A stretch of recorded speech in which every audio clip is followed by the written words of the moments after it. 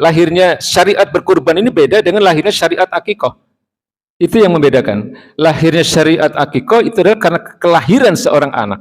Sementara lahirnya syariat kurban itu terkait dengan hari Idul Adha atau hari Idul Kurban, ya, dan hari tasyrik.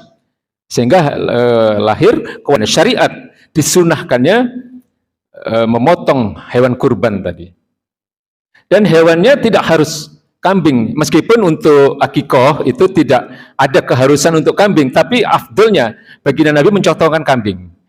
Baginda Nabi tidak pernah mencontohkan selain kambing, gitu ya. Nah, kalau kurban itu baginda Nabi pernah berkurban kambing, ya, dan beliau juga pernah berkurban unta, sebagaimana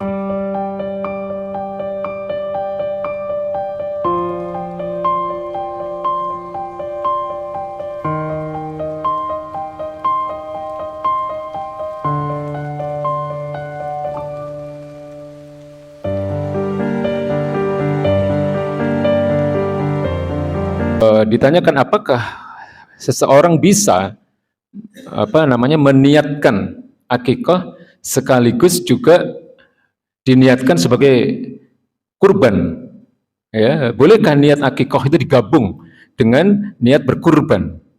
Nah, jadi ini memang ada beberapa pendapat, Pak, ya, tapi menurut saya yang lebih kuat adalah yang menyatakan tidak memperbolehkan. Ya, maka di sini saya ingin menjelaskan dulu tentang hakikat dari akikah itu sendiri, ya. Jadi akikah itu secara bahasa maknanya adalah rambut, ya, rambut yang tumbuh sejak bayi, ya, baik itu yang ada di manusia ataupun yang ada di hewan. Ya, itu namanya akikah secara bahasa, ya. Tapi secara bahasa pula dia bisa bermakna membelah, ya, membelah atau memotong, ya. Nah, secara istilah akikah sendiri maknanya adalah bentuk rasa syukur, ya, dari seseorang atas kelahiran putra atau putrinya, ya, bentuk rasa syukur, bentuk taqarrub, ya, mendekatkan diri kepada Allah Subhanahu wa taala atas kelahiran putranya atau putrinya dengan wujud menyembelih kambing, ya. Kalau untuk bayi laki-laki menyembelih 2 kambing atau domba, ya. Kalau bayinya adalah perempuan, maka menyembelih 1 kambing atau domba. Ya, hukumnya mayoritas ulama menghukumi sunnah muakkadah, ya, akikah itu. Jadi dalam hadis yang diriwayatkan oleh Imam Tirmizi dan Abu Dawud, baginda Nabi pernah mengatakan al-ghulam murtahanun bi aqiqatihi. Jadi al-ghulam, ya, seorang anak itu tergadaikan, murtahanun, tergadaikan, masih tergadai, ada hutang lah, katakanlah begitu, ya, ada kewajiban bi aqiqatihi, dengan akikahnya, yudbahu anhu yaumas sabi, maka dianjurkan dia untuk menyembelih, ya, hewan, dalam hal ini adalah kambing atau domba, yaumas sabi, pada hari yang ke-7, wa yusamma, kemudian memberi nama, wa yukhlaqu ra'suhu, dan kemudian mencukur rambutnya. Nah, kemudian dalam redaksi yang lain ditambahkan wali arba'a asyarah, ya, dan, ya, tadi dikatakan 7 hari, kemudian ada tambahan wali arba'i asyarah, jadi bisa 14 hari, wali ihda wa isrin, dan bisa 21 hari. Jadi afdolnya memang akikah itu dilakukan pada hari ke-7, ya, hari ke-14 dan hari ke-21. Ya, sekaligus pada hari-hari awal itu diberi nama, ya, lalu kemudian dicukur rambutnya.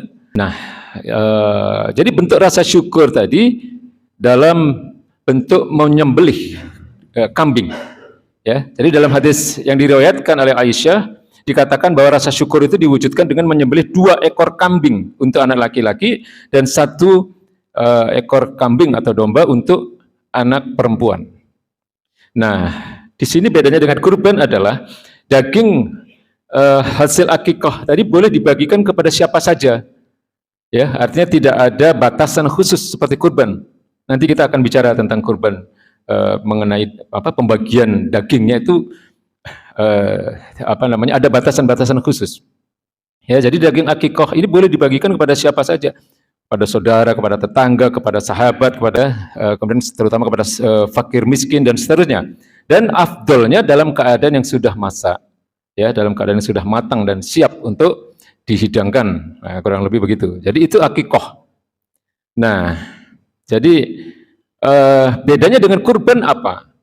Nah, kurban sebagaimana yang pernah kita sampaikan pekan lalu, dalilnya jelas di dalam Al-Quran, fasalli lirabbika wanhar, dan sholatlah serta berkurbanlah. Ya. Jadi lahirnya kurban ini berbeda, Pak. Lahirnya syariat berkurban ini beda dengan lahirnya syariat akikoh.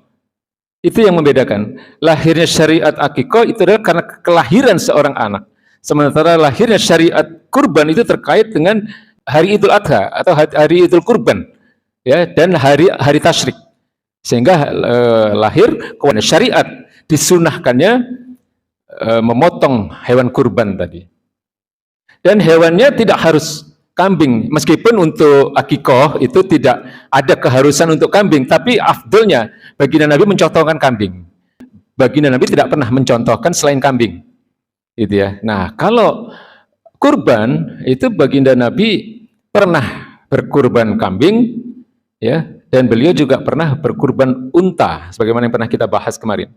Ya, Nabi pernah membawa 2 ekor kambing setelah melakukan sholat Idul Adha, ya. Lalu kemudian beliau mengatakan, umirtu binahri, aku diwajibkan untuk berkurban, wa huwa sunnatun lakum, tapi sunnah bagi kalian. Ya, atau di dalam redaksi yang lain beliau mengatakan, kutiba alayya an-nahru walaisa biwajibun alaikum, ya, telah ditetapkan kewajiban atasku untuk berkurban dan tidak wajib bagi kalian, ya. Jadi kurban ini sifatnya khususiat bagi Nabi, jadi kekhususan bagi Nabi, karena bagi Nabi kurban itu wajib, sementara bagi umatnya disunnahkan. Sebagaimana yang pernah kita bahas pekan lalu, ada beberapa syariat yang hukumnya itu berbeda antara Nabi dengan kita, ya, dengan umatnya.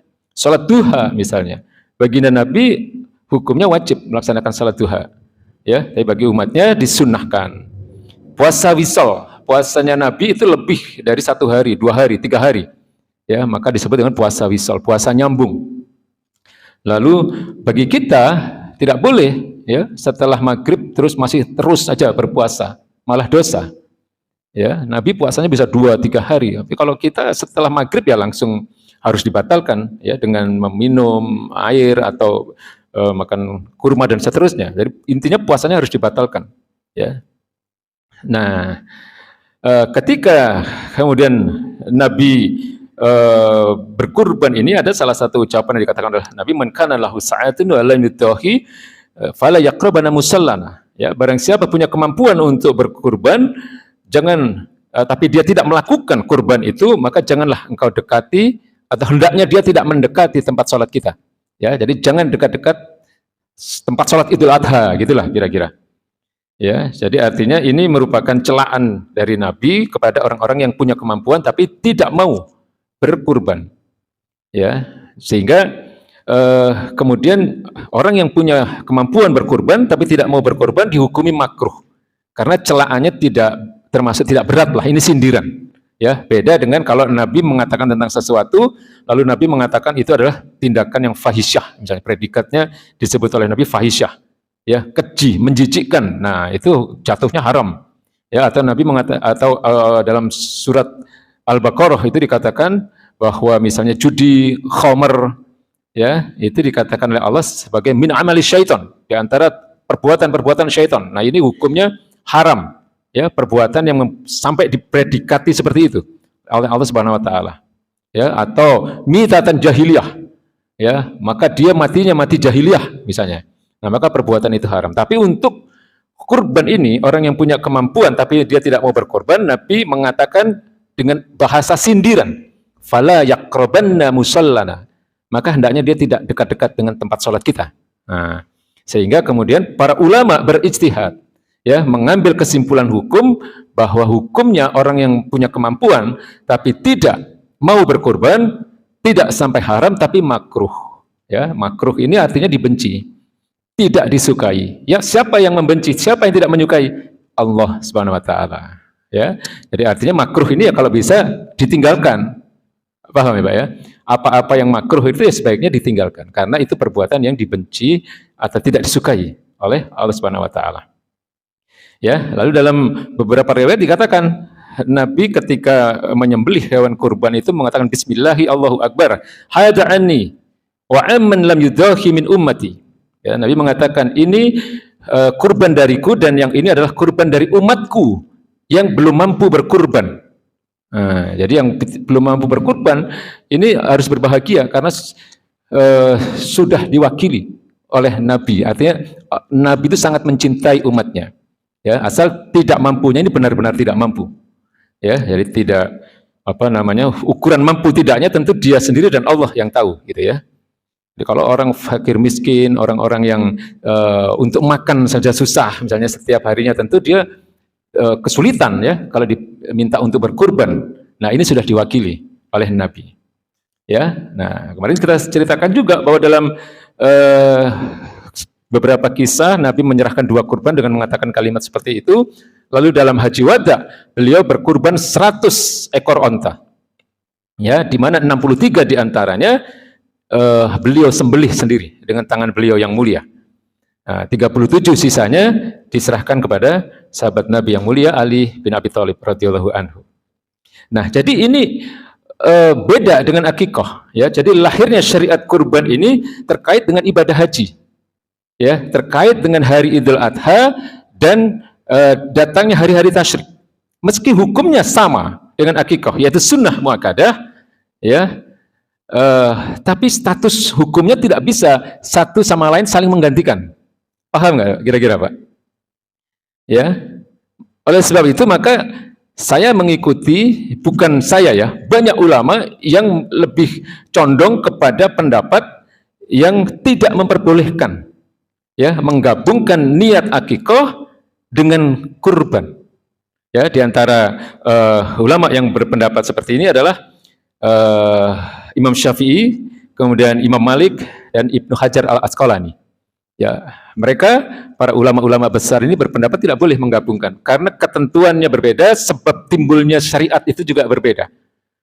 Ya, meski ada, sekali lagi yang saya katakan tadi, ada beberapa ulama yang memperbolehkan penggabungan niat antara akikah dengan kurban. Ya, diantaranya adalah ulama yang bernama Imam Romli, beliau juga ulama besar, bermazhab Syafi'i juga beliau. Ya, tapi beliau berpendapat berbeda dengan Imam Syafi'i. Nah, ini boleh saja. Ya, karena ini namanya ijtihad, Pak. Ya, ijtihad. Jadi ijtihad itu adalah upaya yang sungguh-sungguh dari seorang ulama ya untuk menentukan status hukum suatu perbuatan. Nah, jadi ijtihad itu begitu. Imam Hambali itu adalah murid dari Imam Syafi'i, tapi dalam beberapa hal Imam Hambali bisa berpendapat berbeda dengan Imam Syafi'i. Ya, ini namanya ijtihad. Nah, orang-orang yang beristihad ini itu bukan orang sembarangan, ya. Mereka harus menguasai banyak ilmu, ya, menguasai banyak disiplin ilmu dalam agama ini.